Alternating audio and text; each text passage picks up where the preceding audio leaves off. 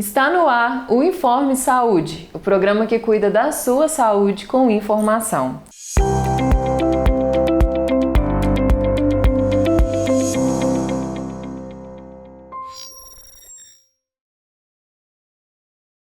E hoje nós vamos falar de um tema muito importante. Segundo a Organização Mundial de Saúde, estima-se que 200 a 250 milhões de pessoas no mundo sofrem com algum tipo de alergia alimentar. No Brasil, 6% das crianças e 3,5% dos adultos sofrem com algum tipo de alergia alimentar. E para falar sobre esse assunto, nós estamos recebendo hoje com muito prazer a doutora Melina Moraes, que é nutricionista, atuando há 8 anos em nutrição clínica, pós-graduada em materno-infantil, fitoterapia e nutrição funcional. Seja muito bem-vinda, doutora. Muito obrigada, Arielle, pelo convite ao programa. É um prazer estar aqui. E hoje a gente vai conversar um pouquinho sobre as intolerâncias alimentares, que é um assunto que está tão em alto, né, tão presente dentro dos consultórios, e a relação que isso tem com outras doenças. Exatamente. A gente tem visto uma crescente muito grande de doenças aí e muitas coisas associadas a essas alergias, intolerâncias, sensibilidades alimentares. Exatamente, né? Isso tem acontecido bastante. Às vezes os pacientes até confundem alguns tipos, então é bom a gente esclarecer e o programa vai ser só sobre isso. É bem bacana para vocês entenderem direitinho as diferenças, dicas, e nós vamos abranger todo esse assunto. E para a gente começar, então, vamos tirando essas dúvidas? Vamos começar falando sobre as diferenças. O que é intolerância, o que é sensibilidade e o que é alergia? O que difere uma coisa da outra? Então vamos separar esses assuntos, né? A alergia alimentar, geralmente você nasce com esse problema, ou seja, é uma reação do nosso sistema imunológico, que é o nosso sistema de proteção, e aí você já nasce com esse problema. Então aparece na primeira infância, como Crohn, que é a deficiência, né? Você não faz digestão e absorção de glúten. Alergias alimentares como amendoim ou camarão, crustáceos, alergia à proteína do leite, e isso vem acompanhado de sintomas extremamente severos. Então, perda de peso, refluxo seguido de vômitos, desnutrição, porque o paciente não consegue absorver bem os nutrientes. Então, é uma condição que atrapalha até o crescimento das crianças.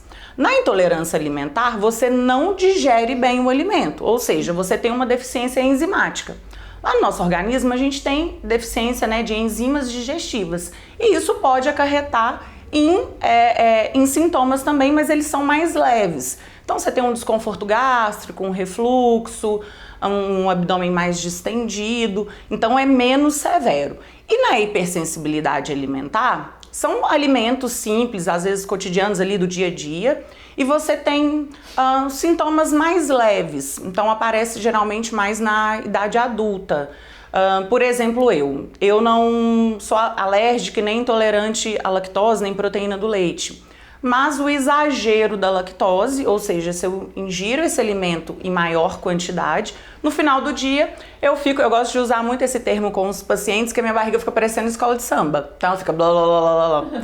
Então, o exagero daquele alimento pode me dar algum desconforto. Não só de lactose ou excesso de... Quando eu falo assim, é excesso de glúten, mas às vezes de alimentos simples, por exemplo, como brócolis, alguns alimentos mais fermentativos, como brócolis, batata doce, couve-flor. Então, alimentos ali do dia a dia que pode causar algum desconforto, principalmente abdominal, dores de cabeça. Algumas pessoas convivem com esses sintomas, então eles acham normal, né, Ari? Então, por exemplo, de achar assim, dor de cabeça é normal, barriga estufada é normal, intestino variado é normal. Então, às vezes pode ser por causa dessa hipersensibilidade alimentar. Então, os principais sintomas, os mais comuns, né, que a gente vê seriam esses: o estufamento, excesso de gases. Os sintomas vêm dores de cabeça constantes, aquele intestino variado, ora preso, ora solto, barriga, né, mais estufada, gases, refluxo. Aí depende do grau, né, se é alergia, se é intolerância ou se é mesmo a hipersensibilidade. Isso é algo muito comum, né? Muito frequente hoje, e realmente o que você falou, as pessoas acham muito normal. Conviver acabou de comer sintomas. e sentir mal e, né, não levam isso tão a sério, né? Exatamente. E é muito importante que a gente entenda esses sinais para que a gente consiga buscar pelo diagnóstico, né? Claro. A partir disso. Exatamente. Como é feito esse diagnóstico das sensibilidades, da intolerância? Como que a gente pode buscar por esse diagnóstico? Sim, hoje eu falo que o primeiro passo é ter uma conversa com o paciente. Então, uma boa anamnese, uma boa análise clínica, ali, né, dentro do consultório, tentar entender o que está acontecendo com o paciente, descartar outras doenças como verminoses, né, descartar outras possibilidades e outras doenças. Depois dessa conversa, hoje no mercado tem bons exames para identificar alergias e intolerâncias. Por exemplo, você consegue ver IgA, IgE, que são anticorpos, né, que ficam em maior concentração no exame bioquímico. Hoje já tem testes genéticos alimentares para ver o grau de tolerância do paciente. Tem um exame muito interessante genético que é MCM6 para identificar a lactose, então você não precisa de fazer aquele exame que é ingerir o líquido, que é uma quantidade de lactose tão grande que até quem não é intolerante passa mal. Então você consegue fazer ele por exame de sangue. E a exclusão de alimentos. Então é importante fazer dieta de exclusão. Então o que eu faço lá com o paciente? Se a gente já descartou possibilidades, fez os exames, você não tem que ingerir aquele alimento. Então não adianta você ficar obrigando o seu organismo a funcionar e querer que ele funcione com aquele alimento. Então a gente faz geralmente uma exclusão desses alimentos. Essa exclusão a gente vai tirar glúten, lactose, que são os alimentos que podem dar nessas reações, às vezes adoçante, alguns tipos de alimento, e aí você retira os alimentos e vai testando e deixa o paciente um tempo sem, e depois você vai testando, reintroduzir esses alimentos e ver a reação do paciente. Então, se a gente fez um exame de sangue, por exemplo, fez um exame bioquímico e lá deu negativo, mas os sintomas todos levam pelo caminho da intolerância. E aí? A gente vai pelo exame bioquímico, a gente vai pelos sintomas, o que levar em consideração? Levar em consideração a análise clínica e os sintomas do paciente, porque a gente não trata papel, a gente trata o paciente como um todo. Então, se ele tem sintomas, é identificar qual alimento ou qual a rotina, o que está acontecendo, tanto na parte digestiva, mastigação, a parte intestinal, o que está acontecendo ali para ele ter aqueles sintomas e a gente tratar esses sintomas de forma correta. Então, tirar os alimentos e reintroduzir sempre é o melhor caminho. E a gente tem visto muito essa crescente de outras doenças, principalmente as doenças autoimunes. Uhum. Existe alguma relação com essa alimentação, com esse paciente hipersensível e o desenvolvimento a partir disso? Sim, e assim, é muito comum no consultório a gente ver, né, pacientes chegarem com psoríase, alopécia, tireoidite de Hashimoto, que é um hipotireoidismo subclínico. O que você nota? Aquele paciente, ele é sensível àquele alimento, ou ele é alérgico, ou ele é intolerante, e ele fica ao longo dos anos, isso a gente fala ao longo prazo, né? Ele fica ali insistindo em ingerir aquele alimento. Como ele ingere aquele alimento, o corpo começa a ter reações. Então, o intestino ele é extremamente sensível. Você manda alimentos que você não consegue digerir, aquele alimento chega de forma mais íntegra no intestino e ali aquela barreira intestinal ela não consegue trabalhar. Esse alimento, ele pode fazer com que vai ativar o nosso sistema imunológico. O que o sistema imunológico faz? Ele trabalha contra a gente mesmo.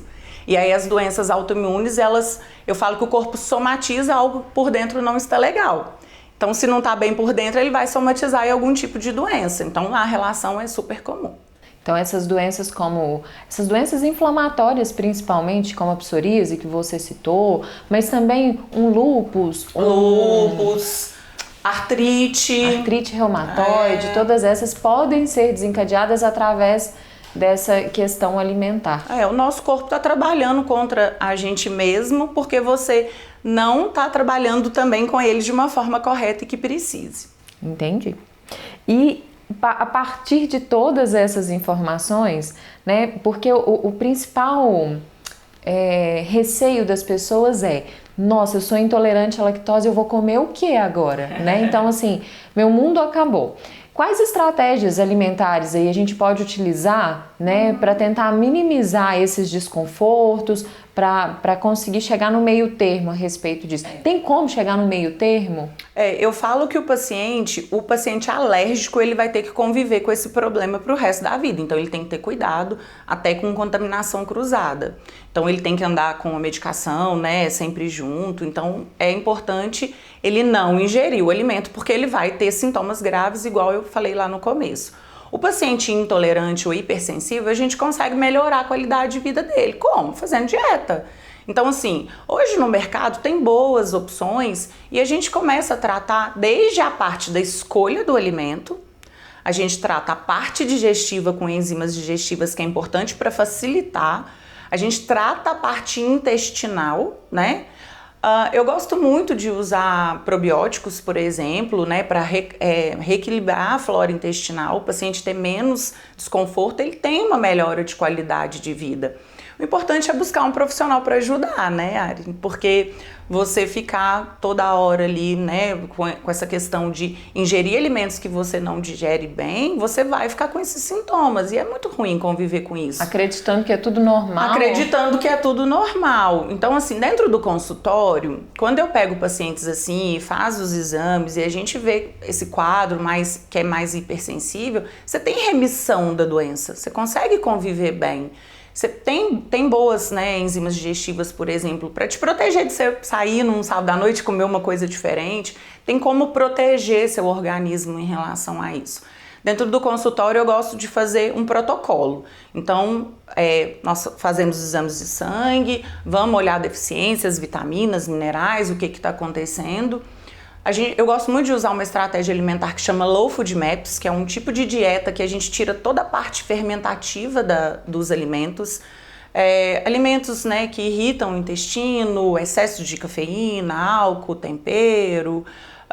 Então a gente vai fazer uma alimentação bem leve, melhora o quadro do paciente e a gente começa a reintroduzir certos tipos de alimentos e ver a tolerância do paciente. Então você tem remissão, para alergia não tem cura. Bom, são muitas informações que nós temos ainda para passar para vocês, mas a gente vai para um breve intervalo comercial e nós voltamos já já, não sai daí.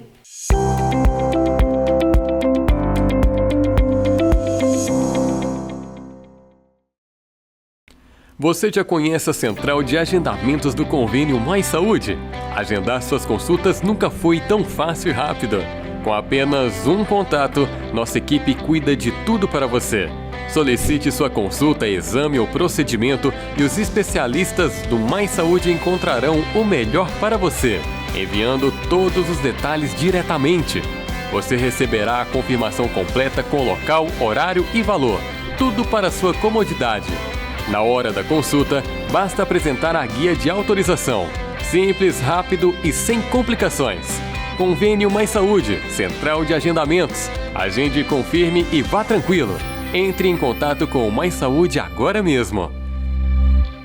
Sem tempo para acompanhar todas as notícias? Então o Boletim Informe é para você. Todos os dias, às 18 horas, no Instagram do Informe Centro-Oeste, você acompanha todas as principais notícias do dia de Formiga e região. Não perca tempo procurando informação. Acesse @Informe Centro-Oeste.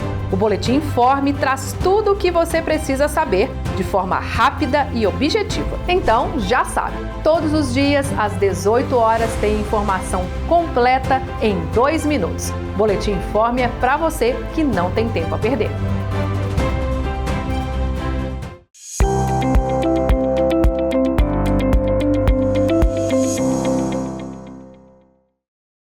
Estamos de volta com o Informe Saúde, falando hoje sobre um tema muito importante, que é os alimentos, as alergias alimentares, sensibilidades e as formas de lidar com tudo isso. E agora eu queria saber um pouquinho de você, doutora Melina, a respeito, você falou que é possível ter a remissão, né, de algumas hipersensibilidades. Existem suplementos fitoterápicos que podem ajudar nesse processo? Claro, existem bastante opção hoje no mercado, mas o que eu gosto, primeiro a gente precisa pontuar que a dieta precisa estar correta e os hábitos alimentares, o dia a dia, a rotina, ela precisa de estar ok. Suplementar algo que não tá bom, você já tá jogando seu dinheiro fora, isso é importante pontuar. Hoje tem probióticos para tratar, né, diarreias, intestino preso, as alergias alimentares. Então, o intestino que não é funcionante, a gente consegue usar biointestil. A gente tem um suplemento excelente que chama glutamina para tratar a permeabilidade intestinal também. Tem alguns fitoterápicos que eu gosto também de prescrever para o paciente, como broswellia, são calmantes, né, intestinais. Enzimas digestivas, né? Então a gente começa desde a mastigação, digestão, para tratar esse intestino. Então tem boas opções para usar ali no dia a dia. Acho que você tocou num ponto muito importante, a mastigação. Essa mastigação é importante da gente fazer isso de forma mais consciente, né? Porque nessa vida corrida a gente só engole. A vida hoje eu falo que todo mundo virou robô. Você acorda, come qualquer coisa, trabalha o dia inteiro, à noite você come qualquer coisa e dorme. E aí é importante a gente mastigar, porque o seu estômago não tem dente. Então o processo começa aqui, desde a escolha, a mastigação, para esse alimento chegar da forma correta ali e não prejudicar seu organismo a trabalhar. Então nós vamos agora para o nosso quadro Mito ou Verdade. E a gente quer saber agora o que é mito e o que é verdade, tá? Tomar água com limão em jejum faz bem para o intestino? Então, isso é mito ou verdade? Não é mito e nem é verdade. O que acontece? Água morna em jejum, por exemplo, é excelente para melhorar o trânsito intestinal, ou seja, você aumenta a motilidade intestinal. Um paciente que ele tem algum problema gástrico, ele não vai conseguir ingerir uma água com limão sem sentir dores. Então, assim, é muito pontual. Eu gosto, na verdade, de colocar, por exemplo, limão, alguns tipos de shots, geralmente junto com algum alimento. Então, por exemplo, limão, ele é excelente, rico em vitamina C, ajuda na digestibilidade, excelente para fazer absorção de nutrientes. Então, eu prefiro que use esse limão em outra estratégia, por exemplo, depois de almoço ou depois de jantar. E a água morna, sim, os estudos mostram que melhora a motilidade intestinal. E probiótico é tudo igual? Não, probiótico não é tudo igual e as pessoas compram, né, sem saber para que serve. São cepas, são micro-organismos vivos para restabelecer, reequilibrar a sua flora intestinal. Só que essas cepas são específicas para cada caso. Então, por exemplo, tem para diabetes, tem para gestantes, tem para criança, tem para alergias, tem para, por exemplo, pacientes com intolerâncias, igual a gente falou, doenças de repetição como candidíase, infecção urinária. Então, cepas específicas para cada tipo. Por isso que é importante o acompanhamento de um profissional. Então, no caso dos probióticos, vamos falar um pouquinho mais a respeito disso. A gente não pode simplesmente ver um na prateleira e falar, vou levar porque é probiótico. Exatamente. Sem saber o que aquelas cepas fazem, isso? Porque o que pode acontecer? Pode piorar seu quadro. Então você não vai usar aquele específico para aquele sintoma que você está sentindo, vai piorar seu quadro ao invés de te ajudar, né? Pensa uma pessoa com intestino diarreico, então tomar um probiótico para constipação. Exatamente, vai piorar, porque são cepas distintas, né? São opções diferentes, são específicos do tratamento para cada quadro. E as emoções, elas afetam o intestino, mito ou verdade? É verdade. O que acontece? Hoje, todos os estudos falam sobre essa ligação, né, eixo cérebro-intestino e como esse intestino reage às nossas emoções. Então, pacientes que são bastante ansiosos, eles tendem, às vezes, a ter ou o intestino mais diarreico ou o intestino mais preso. Tem pacientes que têm a particularidade, por exemplo, de viajar e não conseguir ir no banheiro. De ficar 3, 4, 5 dias sem ir no banheiro, porque só vai no banheiro em casa. Então, isso pode piorar o quadro de ansiedade. A gente já sabe, né, que depois do cérebro, o nosso intestino é o segundo maior produtor de serotonina, que é neurotransmissor de bem-estar. E aí, se você não tem um intestino funcionante, você pode ficar mais ansioso. Então, um intestino não funcionante pode ser uma das causas de depressão, por exemplo? Sim, depressão, desnutrição, não tem absorção de nutrientes, né? Então, aquele intestino, você não tem absorção de vitaminas e minerais. Então, um paciente com baixa de vitaminas é um paciente, por exemplo, de vitamina D, B12, é um paciente que ele é mais triste. Então, é verdade, toda essa ligação. O intestino é extremamente sensível e ele sente mudanças de rotina, mudanças de área, de viagem. Ele dá sinais ali o tempo todo pra gente. É engraçado porque Eu sempre tive meu intestino muito constipado, né? Então a gente sempre percebe essa mudança de humor nesse período aí de constipação e como que é um alívio quando a gente consegue controlar toda essa situação. Tem pacientes, por exemplo, que uma situação que ele está ansioso ou nervoso, por exemplo, uma prova, alguma coisa assim, que ele dá diarreia. Então, assim, é muito interessante essa ligação e é algo que a gente precisa cuidar também da mente e do intestino com bastante cuidado. Já que eu toquei no assunto do intestino preso aí, constipado, intestino preso é só falta de fibra? Então, na verdade, é um mito, né? Não é só falta de fibra. A questão é que, por exemplo, você é sedentário, não pratica atividade física, você tem menos motilidade intestinal. Então, as alergias, as intolerâncias, né? A qualidade do alimento, a hidratação. Então, tem gente que fala assim, mas eu como salada, eu como fruta e meu intestino não funciona bem. Por quê? Porque por baixa hidratação também. Então, é uma série de fatores que pode fazer com que esse intestino fique mais constipado. Não se aplica só à fibra. Você tocou no assunto dos shots, né? A gente sempre recebe muitas perguntas a respeito desses shots. Tem como deixar uma receitinha de um shot básico para o pessoal fazer em casa? Eu gosto que o paciente em jejum ele ingira água morna ou chás que são calmantes para o intestino, como camomila, erva doce, hortelã. Para shots digestivos, para melhorar, geralmente antecedem uma alimentação um pouco mais pesada ou uma alimentação com maior volume. Então, por exemplo, eu gosto muito de açafrão, eu gosto do própolis verde. Um excelente digestivo é vinagre de maçã orgânico, mas isso tudo com acompanhamento profissional e na quantidade que o paciente pode ingerir. A gente tem que tomar muito cuidado para não piorar o quadro. Então não dá para fazer um shot para todo mundo, usar tudo igual para todo mundo? Melhor não. Tá. Bom, nós vamos de volta para o intervalo comercial e já nós vamos responder agora as perguntas dos nossos telespectadores. Não sai daí.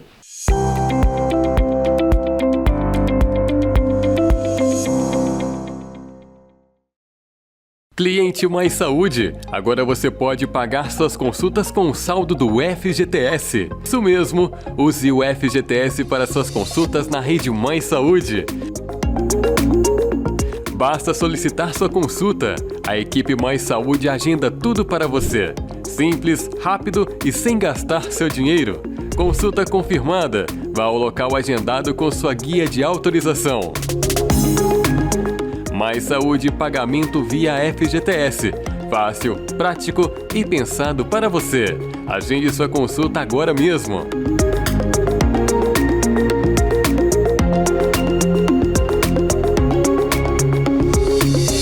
Se você gosta de ficar bem informado e quer sempre a notícia em primeira mão, então o portal Informe Centro-Oeste é para você. Notícias a tempo e hora com fatos de Formiga e região, com texto objetivo e com qualidade, além da transmissão diária do jornal Informe Notícias. Faça como milhares de pessoas. Acesse informecentroeste.com.br e deixe para trás o seu velho jeito de acessar notícias. Informe Centro-Oeste. Informação rápida, objetiva e de confiança.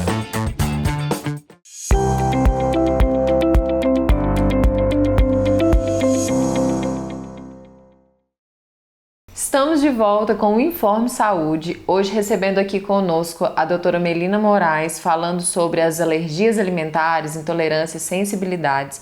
E agora nós vamos responder as perguntas dos telespectadores. Então vamos lá, pergunta da nossa primeira telespectadora para a doutora Melina Moraes. Quando eu como quitando, por exemplo, de doce ou de sal, eu me sinto queimação. O porquê que acontece? E aí, doutora Melina Moraes, o que pode ser feito nesse caso? Então, o que é importante a gente avaliar? Se é o excesso desses alimentos que pode estar causando esses sintomas ou se tem algum problema mais grave. Então, um refluxo, uma gastrite, algum problema estomacal mais grave. O excesso desses alimentos e à medida que a gente vai envelhecendo, nosso corpo fica menos eficiente. Então a gente tem diminuição de enzimas digestivas, de suco gástrico. Então, ingerir esses alimentos ali, às vezes em grande volume, durante muito tempo e ao longo dos anos, pode causar algum desconforto.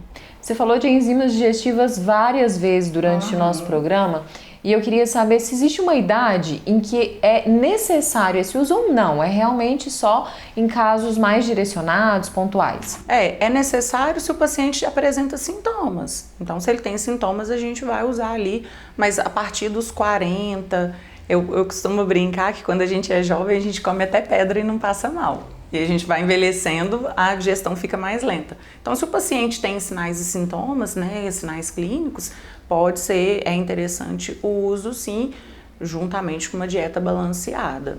A questão de quem não tem vesícula também, sim, isso pode influenciar de alguma forma? Pode influenciar porque você não faz digestão de alimentos mais gordurosos, não faz boa absorção de vitaminas lipossolúveis igual vitamina D. Então, o paciente ele tem ali sintomas o tempo inteiro. Então, é importante ali ver a análise clínica para poder tratar. Então, agora a gente já sabe como observar o que pode estar causando esses sintomas aí. Exatamente. E agora a gente vai para a segunda pergunta. A Duda Lobato mandou uma mensagem, uma pergunta para a gente e a doutora Melina vai respondê-la agora. Oi, eu sou a Duda Lobato e a minha grande dúvida é a seguinte: o meu filho, quando era pequeno, ele tinha intolerância à lactose, quando ele era bebê. À medida que o tempo foi passando, essa intolerância não existia mais, então ele pôde comer qualquer coisa que era derivada do leite, pôde tomar o leite, comer queijos, que ele não tem dor abdominal, menos com o queijo cheddar. Quando ele come o cheddar, a dor abdominal continua. Por qual motivo? Sendo que os outros produtos, qualquer tipo de queijo, ele não tem essa intolerância, mas o cheddar ele tem. Bom, doutora Melina, e nesse caso, o que pode estar acontecendo? Então, geralmente na primeira infância, a gente precisaria saber se é mesmo uma intolerância ou se ele tinha algum processo alérgico. A verdade é que o nosso corpo cria resistência. Provavelmente ele foi uma criança que foi bem cuidada, né? Então, cuidado da flora intestinal, boa alimentação, e aí esse paciente tem menos sintomas. A questão do cheddar é porque é um alimento processado. Então, assim, é diferente de um alimento na forma íntegra ou um alimento na forma natural. E às vezes até o excesso, né, pode fazer com que a gente sinta mal. Então, por exemplo, cheddar é muito gorduroso, tem aditivos químicos, espessantes, para tornar o sabor e a cor, né, corantes. E às vezes são esses fatos, né, esses compostos do alimento que pode dar o desconforto para o paciente, né? Talvez não seja o queijo em si, mas aquilo não o queijo, nem a lactose, nem a proteína do leite, que é a caseína, mas o produto químico, né? O que é acrescido naquele alimento para dar o sabor e a cor. Isso não é só para queijos, né? Tem outros alimentos também, geralmente comida de pacote, alimentos industrializados que causam desconforto e a gente acha que é só lactose ou que é só uma intolerância mesmo. Existe algum queijo no mercado que não tenha lactose ou que tenha menos lactose, que possa ser consumido? Estou fazendo essa pergunta para mim, tá? Que possa ser consumida por uma intolerante? Tem muita coisa boa no mercado. Então hoje tem queijo sem lactose. Uma coisa que eu coloco muito na dieta dos pacientes é queijo de búfala, porque ele não tem nem a proteína do leite, nem a lactose. Então você não tem, desde que não tenha contaminação cruzada, seja um produto bom. Então ele é interessantíssimo para usar. É muito difícil a gente que é mineiro ficar sem comer queijo, mas tem boas opções e tem as opções vegetarianas, veganas, por exemplo. Tem uma marca que eu gosto muito de trabalhar, que então é um queijo de castanha. Eu gosto de trabalhar, mas eu não gosto de consumir. A Arielle gosta. Então tem requeijão de castanha, tem queijos. Então hoje no mercado tem boas opções naturais, sem aditivos químicos, sem corantes, que dá para encaixar na dieta do paciente e ele sentir ali um pouco, né, não ficar sem comer porque gosta e sem causar nenhum desconforto.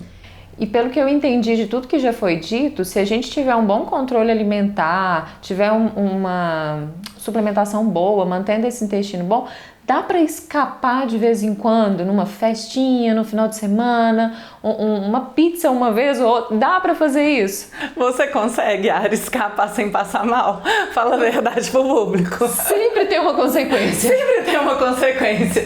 A gente tem, igual a gente já falou, né, no programa todo, sobre tudo que pode proteger. Então, assim, vai muito do grau daquele paciente. Por exemplo, você é mais sensível. Eu tenho a minha sensibilidade, mas não é tão acentuada igual a sua. Então, assim, eu sinto menos, você sente mais. A gente usa todos os protetores, né? Hepáticos, enzimas, probióticos, a dieta. Então, eu falo que o paciente, quando ele vai comer alguma coisa, principalmente intolerante à lactose, eles são custosos, né? Eu falo que eles vivem perigosamente. Então, assim, o paciente tem aquele desconforto e o que a gente tem que fazer depois? Minimizar esses danos. Né? Porque realmente a vida você vai ficar exposta a isso e fica muito, tirando quem é alérgico e não pode comer, mas as outras pessoas, para a gente conviver e participar de outras coisas, a gente pode tentar minimizar esses efeitos colaterais. Então vamos lá, agora a gente vai passar para o nosso quadro 3 dicas de ouro e eu quero pedir para que a doutora Melina deixe aí para nós 3 dicas práticas, 3 dicas muito importantes para a gente colocar aí na nossa rotina, coisas que a gente pode fazer para melhorar essa saúde intestinal, essa parte alimentar. O que eu acho mais importante de pontuar em primeiro lugar é parar de seguir dietas da moda. Então não é porque fulano fez a dieta ou porque postou na internet, principalmente blogueiros e tudo mais, não se aplica a todo mundo. Então, tirar grupos de alimentos como lactose, glúten, outros tipos de alimento, não se aplica a todo mundo. Então, é importante você ter um acompanhamento para saber o que você precisa, porque nós somos únicos. Então, o tratamento é individual, isso é importante. A segunda dica é alimentar saudável, obviamente.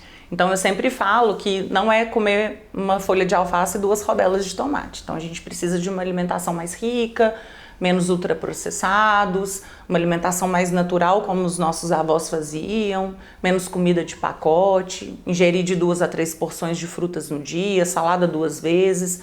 Então, caprichar bastante nessa alimentação e principalmente na hidratação. E a terceira dica é cuidar do manejo do estresse do nosso dia a dia, ter lazer. Então, igual a gente falou antes, nós não somos robôs. A gente precisa ter autocuidado, amor próprio, a gente precisa tirar um tempo para cuidar, para fazer atividade física, para cuidar do sono, para ter momentos em família, né, Ari? Então isso é importante para você ter uma saúde bacana. Tem um nutricionista para chamar de seu. Também, né? E eu, lógico. Bom, agora nós vamos para o Saúde em 1 minuto, resumindo tudo isso que foi dito aqui hoje. Todas as questões de alergias, a diferença entre alergias, sensibilidade, intolerâncias, né? Como que isso funciona, quais são os principais sintomas, não normalizar esses sinais, sintomas, o quanto é importante ter um bom diagnóstico, ter um bom acompanhamento e que tudo isso seja feito dentro de um processo conjunto, né? De uma alimentação saudável, de uma suplementação adequada, de bons hábitos de vida, que tudo seja feito encaixado um no outro, acompanhado de um bom profissional que vai te ajudar, não seguindo dietas da moda. Exatamente. Né?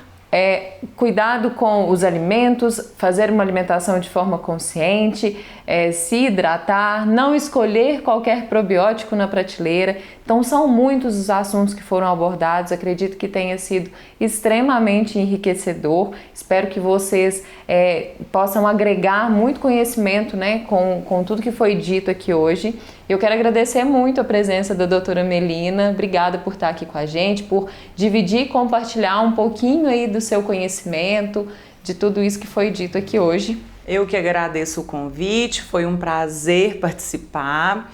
Fico muito feliz de levar a nutrição de uma forma clara para cada para cada paciente, para cada pessoa que está ouvindo a gente.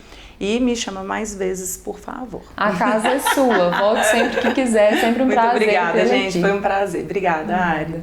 Bom, nós ficamos por aqui. Muito obrigado pela sua audiência, pela presença, por estar aqui conosco e até o próximo programa.